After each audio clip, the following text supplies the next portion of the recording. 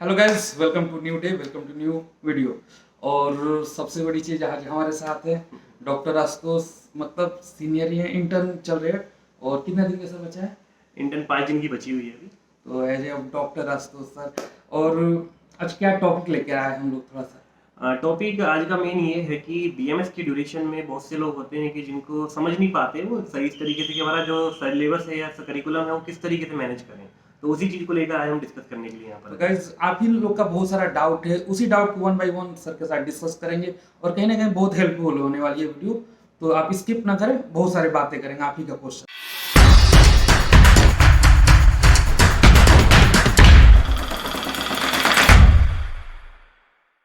Let's back to our video. और पहला question मैंने तैयारी कर लिया सर से पूछने के, बहुत से आप ही का सारा डाउट है।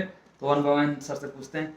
सर, पहले तो बीएमएस कोर्स के बारे में जिक्र करने कि कहेंगे। सबसे पहले यही बात बिल्कुल होनी चाहिए, जिस चीज़ को आप जानना चाह रहे हैं पहले आपको उसके बारे में पता भी होना चाहिए। तो बीएमएस क्या है? Bachelor of Ayurvedic medicine and surgery हमारे कोर्स है, जिसकी ड्यूरेशन इक्विवेलेंट टू द बीएमबीबीएस होती है। हमारी 4.5 साल का ड्यूरेशन होता है और 1 साल का हमारा इंटर्न पीरियड होता है, जिसमें कि 6 महीने हमारी मॉडर्न होती है और 6 महीने हमारी आयुर्वेदिक की हमारी इंटर्नशिप होती है। अब जो नया प्रावधान आया उसमें हमारे ऊपर है कि हम लोग चाहें तो 1 साल पूरा का पूरा आयुर्वेदिक भी कर सकते हैं और 1 साल पूरा का पूरा अपने कॉलेज में रह के जो कॉलेज के ओपीडीज हैं उनके साथ भी कंसीडर करवा सकते तो गाइज, सेकंड क्वेश्चन में आते हैं। ठीक है, बीएमएस कोर्स है, समझ के 4.5 साल कोर्स है, एज ए एमबीबीएस जैसे नीट क्वालिफाई करके बच्चे एडमिशन लेना। ठीक, लेकिन बहुत सारे बच्चे डर के बीएमएस करके स्कोप के बारे में उनका क्लियरफाई नहीं है, माइंडसेट नहीं, स्कोप क्या है बिल्कुल उसके बारे में क्या? देखिए, जैसे कि मैं भी अपने इंटर्न पीरियड में लास्ट हूँ, तो अब सबसे बड़ा क्वेश्चन मार्क यही सामने आता है जब इंटर्न कंप्लीट हो जाती है कि अब करेंगे क्या। तो देखिए, करने के लिए जब आपके वो कहते हैं कि समय जब पड़ता है तो सब कुछ करवाता है, तो वही वाली बात है कि जब हम बीएमएस करते रहते हैं उस बीच में बहुत सारे ऐसे आपके अंदर लॉजिक्स आते हैं, बहुत सारे माइंड में क्रिएटिविटी आती है जो आप कर सकते हैं। जैसे कि आप सेकंड ईयर में ही हमारा एक सब्जेक्ट होता है रसशास्त्र और वैशिज्य कल्पना। तो जब हम सेकंड ईयर में रसशास्त्र और वैशिज्य कल्पना पढ़ते हैं तो आपका वहीं पर बहुत सारा माइंड खुलेगा कि हम कितने सारे फॉर्मुलेशन खुद बनाकर बेच सकते हैं। तो बहुत सारा स्कोप है। इसके बाद आप अपना खुद का क्लिनिक तो चला ही सकते हैं, आप खुद में डॉक्टर हैं, क्योंकि आप किसी की जॉब करने के लिए डॉक्टर नहीं बनते। जॉब एक ऐसा डॉक्टर एक ऐसा पैशन है जिसमें आपको किसी की जॉब नहीं करनी है, केवल आपको जॉब करनी है तो अपने कर्तव्य की जॉब करनी होती है। तो सबसे अच्छा है कि आप वहाँ पर अपना सेल्फ क्लिनिक डेवलप कर सकते हैं गुरु शिष्य परंपरा के साथ ज्ञान लेने के बाद में। उसके साथ साथ आप पीजी पोस्ट ग्रेजुएशन के लिए भी जा सकते हैं।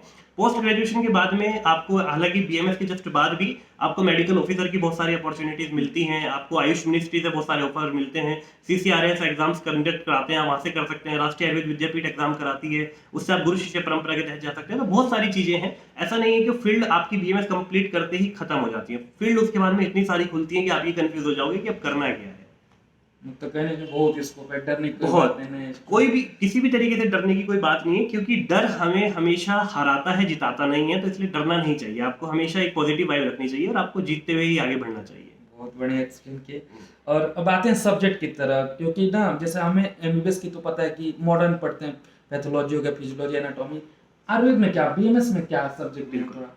देखिए, बीएमएस जो है आपको जैसे कि पता ही, आयुर्वेदिक हमारी पूरी की पूरी ब्रांच है, बट वो आयुर्वेदिक कहने के साथ साथ आगे क्या बोलता है? Bachelor of Ayurvedic medicine and surgery. तो उसके नाम में ही आ रहा है कि आपको आयुर्वेदिक के साथ में मॉडर्न साइंस को भी साथ लेकर चलना है, सामंजस्य दिखाता है हमारा बीएमएस। तो वहां पर आपको, जैसे कि हमने एनाटॉमी की बात हुई है अभी, तो उसको रचना शारीर बोला जाता है।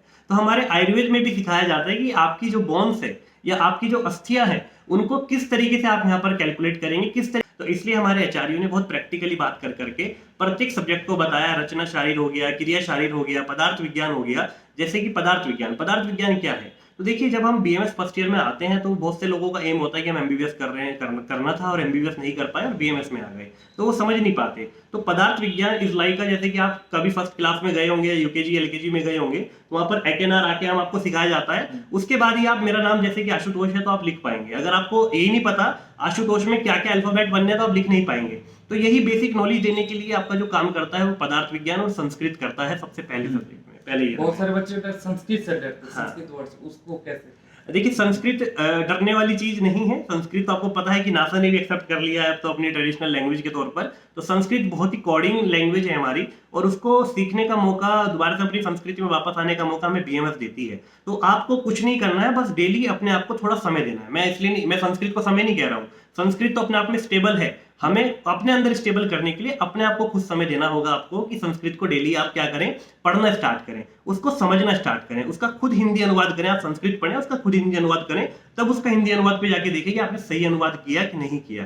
संस्कृत कभी भी नहीं कहती कि मैं बिल्कुल प्रॉपरेट रहूंगी, वो प्रॉपरेट नहीं होती, और प्रॉपरेट कभी भी कोई चीज नहीं होती, क्योंकि लर्निंग फेज में हमेशा चीजों को प्रॉपरेट किया जाता है। तो आप स्टार्टिंग के 1 महीने में ये चीजें स्टार्ट करेंगे, अपनी हैबिट को डेवलप करेंगे, तो लास्ट आते आते आप जब 1.5 साल कंप्लीट करेंगे तो आप कंफर्मली मैं कहता हूँ कि आप उस पर कमांड इतनी अच्छी कर लेंगे कि आपको वो सब्जेक्ट बहुत ही अच्छा लगने लगेगा। बहुत बढ़िया।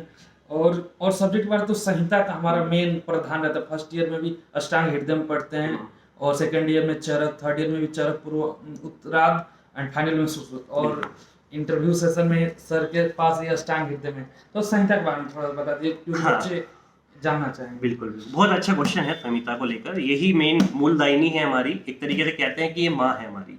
तो माँ क्यों कहा जाता है संहिता को, आप जानिए। माँ इसलिए कहा जाता है क्योंकि हमें एक माँ होती है जो हमें जन्म देती है। वो जन्म देने के बाद में जो हमारे अंदर वैद्यत्व को जन्म देती है, वो कौन सी माँ होती है, वो हमारी संहिता होती है। इसलिए संहिता को माँ कहा जाता है। इन संहिता को जब आप इतना मोटा देखते हैं अपने, जब आते हैं करिकुलम में, तो आपको देखकर थोड़ा डर लगने लग जाता है कि यार ये करेंगे कैसे। तो देखिए, ये वो चीज है, कभी भी माँ को रटा नहीं जाता, माँ को हमेशा समझा जाता है। माँ आपको समझाने का काम करती है, तो इसमें सब कुछ लिखा हुआ है। माँ बस ये कहती है कि आप मुझे समझिएगा। तो संहिता को जब भी आप कोई चीज पढ़ें या कोई भी चीज इसमें से आप देख रहे हैं, तो वो आपको इतना प्यारा प्यारा बता रही है कि आपकी चीजें किस में है, आपकी संहिता में बिल्कुल सजाई गई है। आपको बस केवल उसको अपने अंदर सजाने के लिए अपने अंदर उतारना है। देखिए, नाम ही देखिए, अष्टांग हृदयम, यानी कि हमारे आयुर्वेद को अष्टांग 8 अंगों में डिवाइड करा गया है, 8 ओपीडीज में डिवाइड करा गया है, और उसको आपको क्या करना है, हृदय में बसाना है। इसलिए अष्टांग हृदयम इसका नाम दिया गया है। तो हर एक नाम के पीछे, हर एक चीज के पीछे इतना लॉजिक बताया गया है आयुर्वेद में। तो हम लोगों को बस, आपको संहिता को कभी भी ये नहीं देखना कि मैं मोटा बुक पढ़ने वाला हूँ, यार ये क्या कर रहा हूँ, नहीं, ऐसा नहीं। आपको हमेशा पढ़ना है तो आपको इस तरीके से पढ़ना है कि मैं इसको समझने वाला हूँ, क्योंकि यही सारे के सारे सब्जेक्ट, जो भी रचना शारीर, क्रिया शारीर, जो भी हम पढ़ते हैं, उन सब की मूलदायिनी है, मूल जननी यही है, यहीं से उनका जन्म हुआ है। तो आप इनको थोड़ा थोड़ा पढ़ना स्टार्ट करिएगा, तो आपको समझना आना स्टार्ट हो जाएगा कि हाँ, इसमें एग्जैक्टली लिखा क्या है। आप दिनचर्या अध्याय पढ़ेंगे तो आपको दिखेगा ब्रह्म मुहूर्त उत्तिष्ठति, वहां बताया गया है कि आपको ब्रह्म मुहूर्त में उठ जाना चाहिए। तो उसके बारे में आपके पेरेंट्स आपके घर में कहते भी हैं, आपकी दादी, आपके बड़े लोग कहते भी हैं। तो अब एग्जैक्टली आपको उसको मीनिंग पता लगेगा कि वो कहते क्यों हैं। तो वो सब चीजें समझाने का काम हमारी संहिता करती है। इसलिए संहिता से आपको बिल्कुल भी डरना नहीं है, प्रेम करना है, और आपको प्रेम के साथ ही पढ़ना है। गाइस, बहुत ही क्लियर सर समझाया कैसे क्या सब्जेक्ट के बारे में डिस्कस हुई, स्कोप भी हो गया, और बीएमएस जर्नी। और हाँ, सबसे बड़ी चीज होती है, कॉलेज में बच्चे आ जाते हैं एडमिशन, तो उसमें करना क्या, जैसे फर्स्ट ईयर बच्चे मन आगे इम्प्रूवमेंट कैसे मैनेज करें अपने बीएमएस करिकुलम को, उसके बारे में थोड़ा सा। देखिए, सबसे बड़ी ये भी दिक्कत हो जाती है, क्योंकि एक जब हम पहुंचते हैं कॉलेज में, कई लोग बहुत सारे ईयर के ड्रॉप करने के बाद पहुंचते हैं, कई लोग डायरेक्टली 12th के बाद जस्ट नीट देते हैं और एग्जाम देने के बाद जस्ट अपना एडमिशन ले लेते हैं। तो बहुत सारी माइंड में क्रिएटिविटी रहती है कि यार हम कॉलेज में जाएंगे तो ये चीज करेंगे, वो चीज करेंगे। ठीक है, मैं यही कहता हूँ कि हमेशा कॉलेज लाइफ को पर्सनल लाइफ से अलग रखना चाहिए। कॉलेज लाइफ आपकी जो रहती है, वो आपको कुछ सिखाने का काम करती है, क्योंकि कॉलेज लाइफ के बाद में आपको अपने आप को दिखाने का मौका मिलता है एक समाज में, एक सोशल लाइफ के तौर पे। तो इसलिए सोशल लाइफ हमेशा आपको पर्सनल लाइफ को जज नहीं करेगी। मैं अगर 100 दुखों से ग्रस्त हूं, तो मैं अपने 100 दुख भूलकर आपके सामने बैठकर हंसता हुआ वीडियो बनाऊंगा। तो ये चीज आपको कॉलेज में जाकर सबसे पहले सीखना चाहिए कि आपकी सोशल लाइफ और पर्सनल लाइफ दोनों अलग चीज है। तो आपकी जो कॉलेज लाइफ रहेगी, उसमें आपको बेसिकली अपने आप को एक तरीके से कह सकते हैं कि बिल्कुल सिस्टमेटिक करना है। सिस्टमेटिक करने का मतलब है कि एक तो डेली कॉलेज जाना है, चाहे आपका कॉलेज प्राइवेट हो या आपका गवर्नमेंट हो। आपका लेक्चर लग रहा हो या नहीं लग रहा हो, जिस दिन हमारा लेक्चर नहीं लगता तो हमारे अंदर एक मेंटलिटी आ जाती है आज मजे। तो मजे की जगह अगर आप उसी टाइम पर अपने आप को बंदिश भी कह सकते हैं, या फिर एक तरीके से कह सकते हैं कि सिस्टमेटिक अगर आपने अपने आप को कर लिया, तो आप उस समय में बैठकर जिस सब्जेक्ट का लेक्चर मिस हो रहा है, आप उसकी बुक को पढ़ लीजिए, आप संहिता को पढ़ लीजिए, आप उस टॉपिक को पढ़ लीजिए। तो एटलीस्ट आप अपने लिए क्या रहे, अपने लिए अच्छे रहे। ठीक है, फिर दूसरा, जैसे आपका कॉलेज खत्म होता है आज का, तो आप जब रास्ते से जाते हैं तो अपने चीजों को रिकॉल करते जाइएगा कि आज हमने क्या क्या पढ़ा है और मुझे आज जाकर क्या क्या रिवाइज करना है। तो आपको रिवीजन कभी भी, जब भी कॉलेज लाइफ के रहते हुए करना होता है, आप कभी भी पढ़ाई को घंटों के हिसाब से मत करिए। मैं 3 घंटे पढ़ा, मैं 4 घंटे पढ़ा। मैं भी पढ़ता हूँ 3 घंटे 4 घंटे, संहिता मेरे सामने रखी रहती है, और मैं बढ़िया अपना मोबाइल में इधर रील्स भी देखता रहता हूँ, और इधर ये 3-4 घंटे कंप्लीट हुए, उसके बाद कह देता हूँ मैं 4 घंटे पढ़ा। ठीक है, ऐसा पढ़ना नहीं। आप टॉपिक लेके पढ़िए कि मुझे ये टॉपिक कवर करना है। अब वो आपका 10 मिनट में हो जाए, 15 मिनट में हो जाए, या 1 घंटे में। तो कॉलेज लाइफ की सबसे बड़ी चीज यही है कि आप कॉलेज लाइफ में अपने आप को इस तरीके से सिस्टमेटिक करिएगा कि आपको अपने ऊपर बिल्कुल भी शर्म ना आए। क्योंकि आदमी को जब अपने ऊपर ही थोड़ा शर्म या अपने आप ही थोड़ा सा अच्छा लगना बंद हो जाता है तो फिर वो थोड़ा सा डिप्रेस होना स्टार्ट हो जाता है। सबसे बड़ी कड़ी यही है, तो आपको ये नहीं करना। तो गाइस सर ने बहुत अच्छे से एक ही सेंटेंस में दोनों हो गया, क्या करना चाहिए और क्या नहीं करना चाहिए, लेकिन और इसको इलेबोरेट कर, क्योंकि ये बहुत अच्छा पॉइंट है। अपने बीएमएस जर्नी 5 साल की, उसमें करें कैसे और थोड़ा सा। बिल्कुल, देखिए बीएमएस की जो जर्नी 4.5 साल हम लेते हैं वो एग्जैक्टली 5.5 साल ही ले लिए जाते हैं, क्योंकि एक साल जो हमारा इंटर्नशिप पीरियड होता है वो भी बड़ा अहम होता है। तो सबसे पहले आप देखिए, जब भी आप कॉलेज में जाते हैं, आपका प्राइवेट कॉलेज हो या गवर्नमेंट कॉलेज हो, सबसे पहले आपको वहाँ के कॉलेज के करिकुलम को देखते हुए और उस कॉलेज के एटमॉस्फेयर को देखना चाहिए। हमेशा इंफ्रास्ट्रक्चर बहुत अच्छी चीज नहीं होती। इंफ्रास्ट्रक्चर तो हर कोई बना के खड़ा कर देता है, पैसा लगता है कोई भी कर देता है, पर अंदर की साज और सज्जा डिपेंड करती है वहाँ की क्रियात्मक कार्य पर और ग्रंथात्मक कार्य पर और क्रियात्मक कार्य पर। ग्रंथात्मक का कहने का मतलब है जो आप सब्जेक्ट पढ़ते हो वो आपको पढ़ाने वाली फैकल्टी कैसी है, उस सब्जेक्ट की पर्टिकुलर फैकल्टी है कि नहीं है, क्योंकि हमारे आचार्य भी बोलते हैं कि आप जो सब्जेक्ट पढ़ रहे हैं उसकी स्पेसिफिक फैकल्टी आपके पास में होनी चाहिए। अगर नहीं है तो उस चीज का आप अपने मैनेजमेंट में या अपने जो आपके प्रिंसिपल हैं, आपके डीन हैं कॉलेज के, उनसे आप बात करिएगा कि हमें ये फैकल्टी चाहिए। आपके प्रैक्टिकल, क्योंकि ये प्रोफेशनल कोर्स है, ये कोई आपका एमबीए की डिग्री नहीं है, this is a professional course. आपके हाथ में जैसे किसी को पता लगता है कि आप डॉक्टर का कोर्स कर रहे हो तो लोग ईसीजी पकड़ाना स्टार्ट कर देते हैं कि लीजिए रीड करिए ना, ये सबसे ज्यादा देखने के लिए कॉमन मिलता है, और हम रीड ही नहीं कर पाते। वो फैक्टर ये होता है कि हम मौज मस्ती में ज्यादा रहते हैं, हम लोग उन चीजों पे कह सकते हैं कि आवाज ही नहीं उठा पाते कॉलेज में रहते हुए, जिन चीजों पे हमें काम करना होता है। तो फर्स्ट ईयर है आपका, फिजियोलॉजी के प्रैक्टिकल्स हैं आपके बहुत सारे, आपके एनाटॉमी के प्रैक्टिकल्स हैं, आप लोग वहां पर आवाज उठाइए कि अगर नहीं हो रहे हैं प्रैक्टिकल तो क्यों नहीं हो रहे हैं, क्यों हमें कैडेवर का डायसेक्शन नहीं देखने के लिए मिल रहा है। जब हम इक्विवेलेंट टू हैं, एमबीबीएस वाले एनाटॉमी पढ़ रहे हैं, हम भी एनाटॉमी पढ़ रहे हैं, वो भी बीडी चौरसिया पढ़ रहे हैं, हम भी बीडी चौरसिया पढ़ रहे हैं, अगर हम कनिंघम का डायसेक्शन पढ़ रहे हैं तो हम भी कनिंघम की डायसेक्शन पढ़ रहे हैं, तो फिर हमारे पास कैडेवर है क्यों नहीं।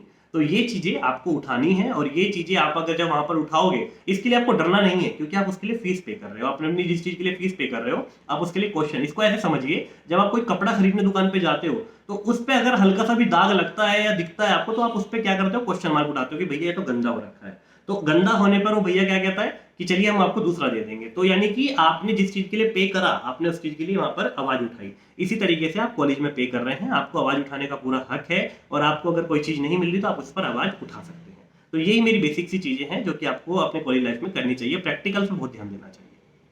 तो guys overall interview session and करते हैं, लेकिन एक छोटा सा लास्ट मैसेज क्या है जो भी देख रहे हैं व्यूअर्स, एक लास्ट मैसेज मेरा यही है, देखिएगा कि हमेशा आपको जो भी चीज आपको मिली है लाइफ में, मैं एक एमबीबीएस ड्रॉपर बंदा हूँ, 1.5 साल एमबीबीएस करके छोड़कर आया हुआ हूँ, इसका मतलब ये नहीं कि मैंने बीएमएस को अपनाया नहीं है।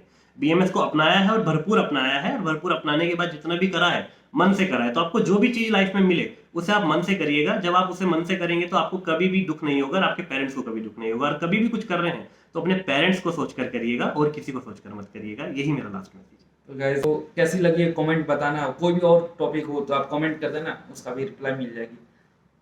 चलिए ठीक है, बाय बाय, टेक केयर, अच्छा अपना लगा अच्छे से पढ़िएगा। बिल्कुल, अगर आपको वीडियो अच्छी लगी, कंटेंट अच्छा लगा, क्योंकि देखिए मैं भी बहुत बड़ा ज्ञानी नहीं हूँ, बहुत सारी गलतियां मेरे से भी हो सकती हैं, क्योंकि मेरे अंदर जितना ज्ञान था मैंने दिया अपनी जर्नी के ड्यूरेशन में। पर हाँ, अगर आपको वीडियो और कंटेंट अच्छा लगा तो प्लीज इसके चैनल को जरूर, अमित के चैनल को आप लाइक, शेयर और सब्सक्राइब जरूर करिएगा, और इसको सपोर्ट करते रहिएगा, क्योंकि बीएमएस में करने वाले लोग बहुत कम मिलते हैं। और एक लास्ट मेरी लाइन आपके लिए, सभी के लिए, कि बीएमएस में हाथ पकड़ने वाले कम और टांग खींचने वाले ज्यादा मिलते हैं, इसलिए आपको टांग खींचने वालों से बचना है और हाथ पकड़ने वालों के साथ चलना है। धन्यवाद। जय हिंद, जय आयुर्वेद।